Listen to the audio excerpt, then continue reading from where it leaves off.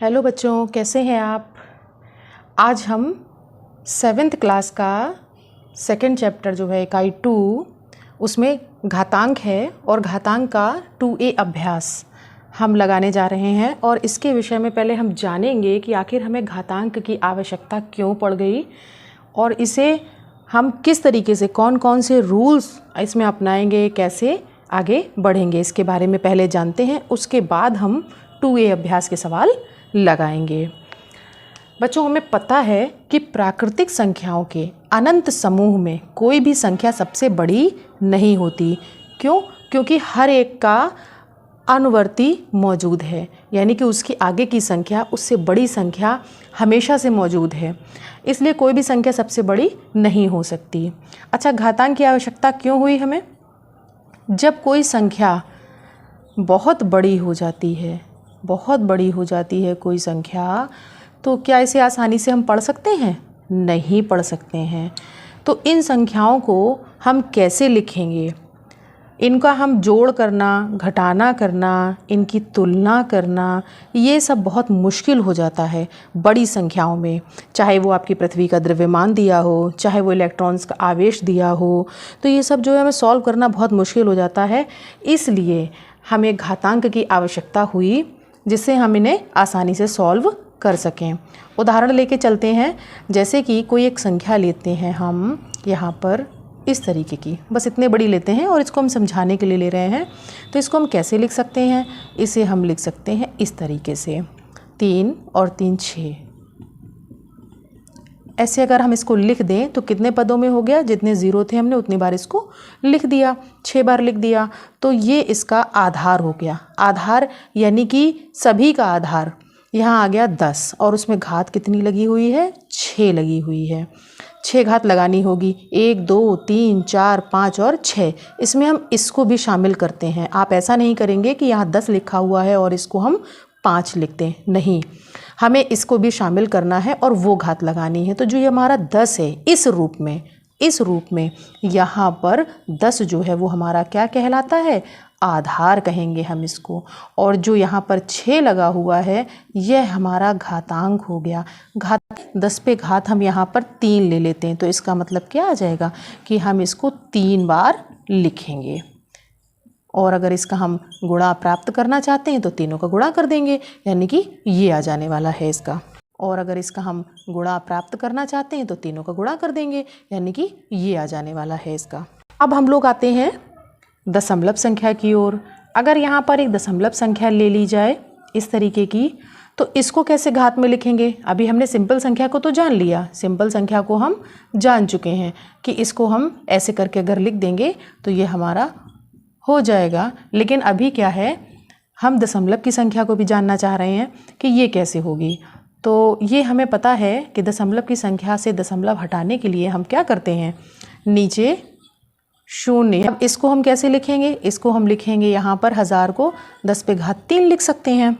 10 पे घात जब 3 लिख देंगे, क्योंकि यहाँ पर हम इसको और थोड़ा बता रहे हैं, 10 गुणे 10 गुणे 10, 10 धाम 100, 100 धाम 1000, चूँकि 1000 था हमारे पास, यहाँ पे 3 अंक थे ना, 1 2 3, 3 अंक थे, इसलिए यहाँ पर 1000 आया है। तो इसको कैसे लिख सकते हैं हम? इसको लिख सकते हैं 10 पे घात 3 के रूप में लिख सकते हैं। तो जब ये ऊपर जाएगा यानी अंश में जाएगा तो क्या हो जाएगा? ये -3 हो जाएगा। अब इसका एक सवाल और ले लेते हैं। जैसे अभी हम छोटी संख्या ले लें, थोड़ा और छोटी ले लें, तो कैसे हो जाएगा? ये 1/1 और 2 यानी कि 100 आ जाएगा। अपॉन में कितना? 100 आ जाएगा। इसको कैसे करेंगे? 10 गुणे 10, ये कितना आ जाएगा? यहाँ पे 10 पे घात 2 आ जाने वाला है। तो जब ये ऊपर जाएगा तो -2, यानी कि जब निगेटिव दशमलव में संख्या होगी तो दशमलव संख्या को हम किस तरह से लिखेंगे? इसको हम ऐसे बना करके घात के रूप में लिख सकते हैं। वो सिंपल संख्या का घातांक में लिखना, और ये क्या हो गया? ये दशमलव संख्या का घातांक में लिखना हो गया। अब थोड़ा हम और अन्य संख्याएं लेते हैं। जैसे मैंने कोई एक संख्या ले ली है यहाँ पर 64। 64 का अगर हम गुणनखंड करेंगे तो कैसा आएगा?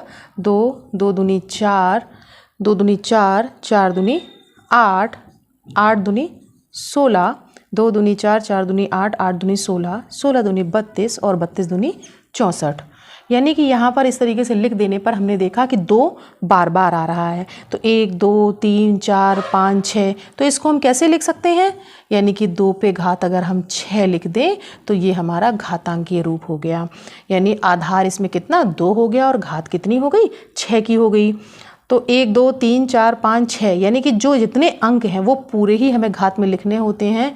ये हम बार बार बता रहे हैं, इसमें यहाँ छोड़ना नहीं है कि हमने 2 लिख दिया है तो बाकी हम 5 लिख दें, ऐसा नहीं करना है। 125 दिया हुआ है, 125 का कैसे करेंगे गुणनखंड हम, 5 25 और 25 पंजे 125। तो जैसे यहाँ पर 3 ही संख्याएं आई हैं, 3 संख्याएं आई हैं तो इसको हम क्या करेंगे 5 की घात 3 लिख देंगे। तो यहाँ पर हमारा आधार कितना हो जाने वाला है, ये हमारा आधार है 5 और यहाँ पर हमारी घात कितनी है, ये लगी है घातांक, हमारा कितना है घातांक इसको कहेंगे, घातांक कितना है 3 है हमारा। अच्छा चलिए अब हम किसी भिन्न को ले लेते हैं, जैसे यहाँ पे है 2/3 या 2/3, 2/3 कई बार लिखा हुआ है, तो इसमें भी क्या करेंगे हम 2/3 को अंदर कर देंगे और इसमें कितने की घात लग जाए, कितनी घात आ जाएगी 3 घात आ जाएगी। और अगर ये निगेटिव में होता, जैसे कि निगेटिव में लिखा हुआ है, कई बार दिया हुआ है हमें, तो इसको भी लिखना आसान नहीं है या काउंट करना, तो इसको हम क्या करेंगे घातांकीय रूप में जब हमसे कहेगा तो हम कितना लिख देंगे -5/6 पे घात 1 2 3 4, ये 4 ऐसे करके हम इसको लिख देते हैं। अच्छा ऋणात्मक आधार अगर दिया हो तो क्या होगा, अभी तो ये चल रहा है उसमें परिमेय संख्या के रूप में, भिन्न के रूप में।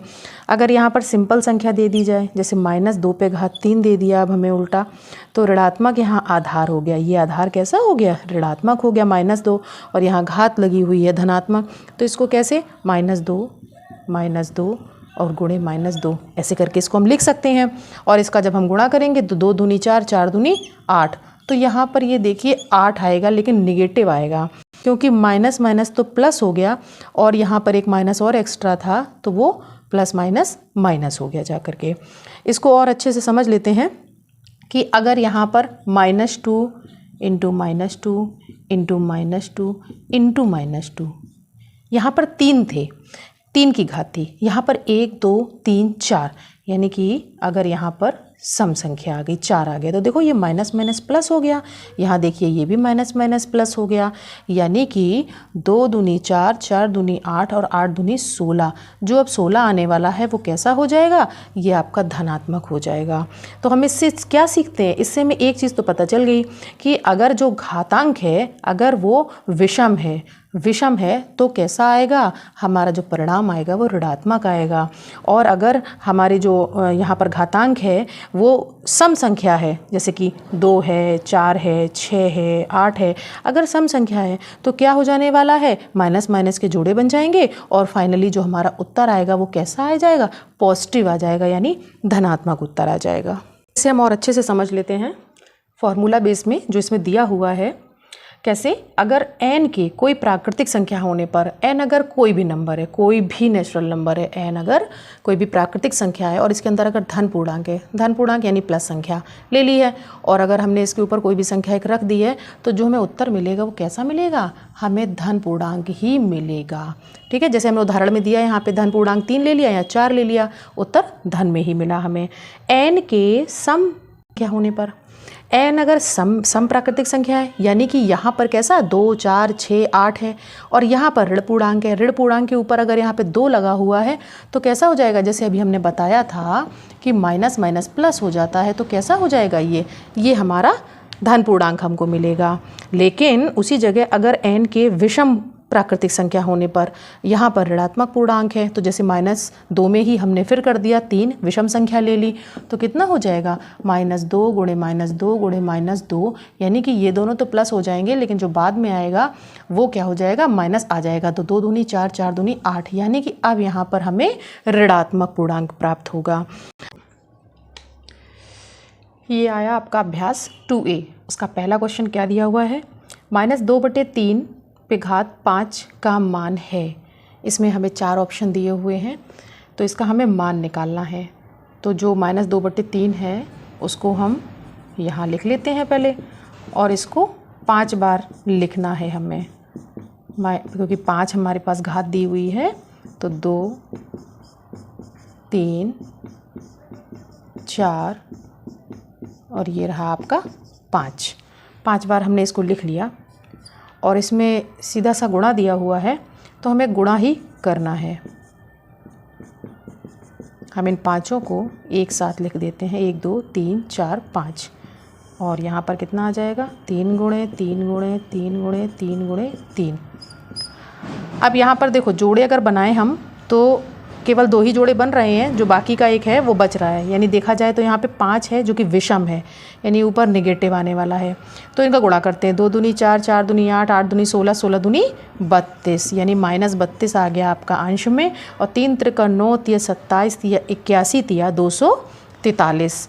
तो यहाँ पर आ जाएगा 243 माइनस का 32 बटे 243 यानी कि हमारा उत्तर हो गया दूसरा वाला।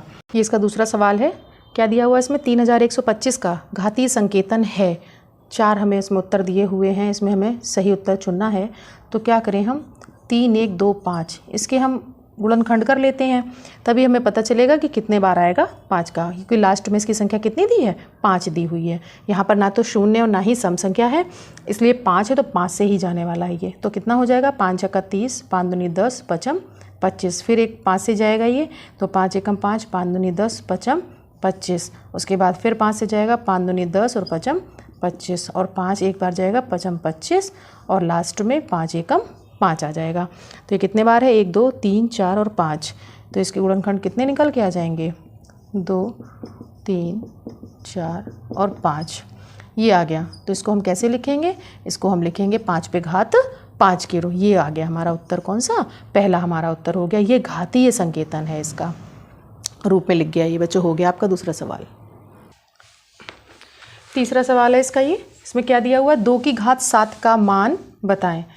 तो इसमें भी 4 हमें विकल्प दिए हुए हैं, कौन सा उत्तर होगा। तो 2 की घात 7 का मान क्या करेंगे, इसको हम 7 बार लिख लेंगे। 1 2 3 4 5 6 और 7। 1 2 3 4 5 6 और 7। इसका हमें गुणा करना है। 2 दूनी 4 4 दूनी 8 8 दूनी 16 16 दूनी 32 32 दूनी 64 और 64 दूनी कितना हो जाएगा, ये हो जाएगा 128।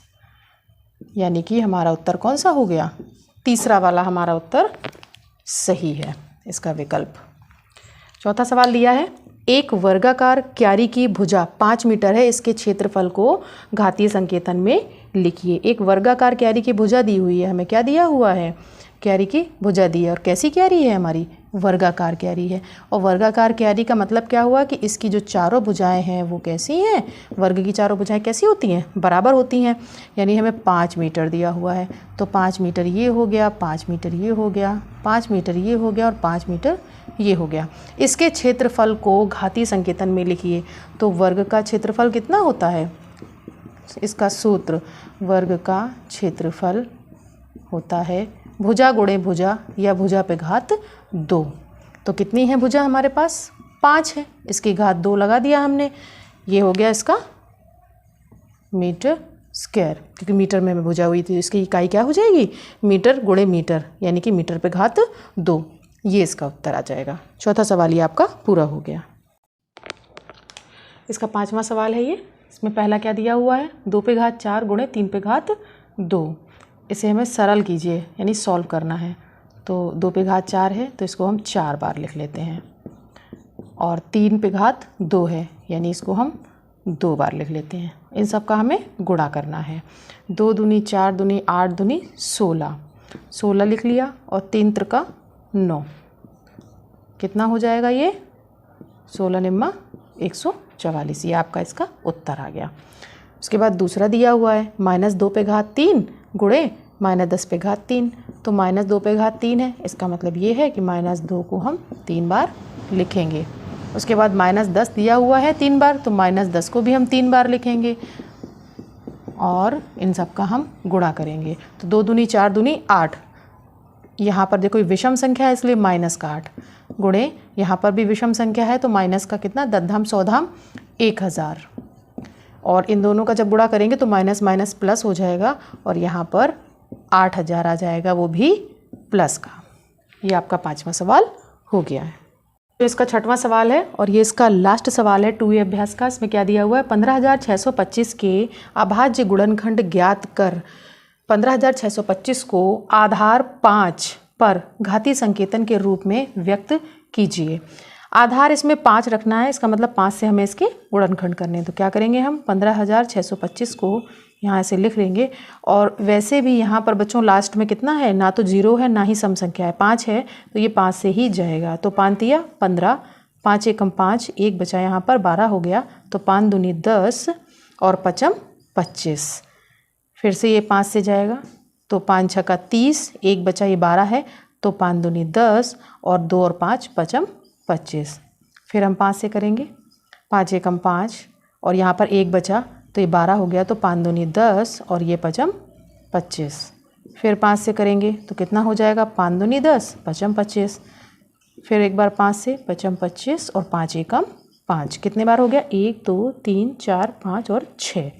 यानी कि अभाज्य गुणनखंड इसके क्या निकल के आए हैं, 3 4 5, 2 3 4 5 6, ये आ गया। तो इसको हम कैसे, आधार 5 उसने बोला है और घातीय संकेतन 1 2 3 4 5 6, ये रहा आपका आधार 5 पर घातीय संकेतन किसका, 15,625 का। 6 लास्ट क्वेश्चन था 2A अभ्यास का। ये अभ्यास आपका कंप्लीट हो चुका है। इसमें अगर कोई दिक्कत आती है आप कमेंट में हमसे पूछ सकते हैं।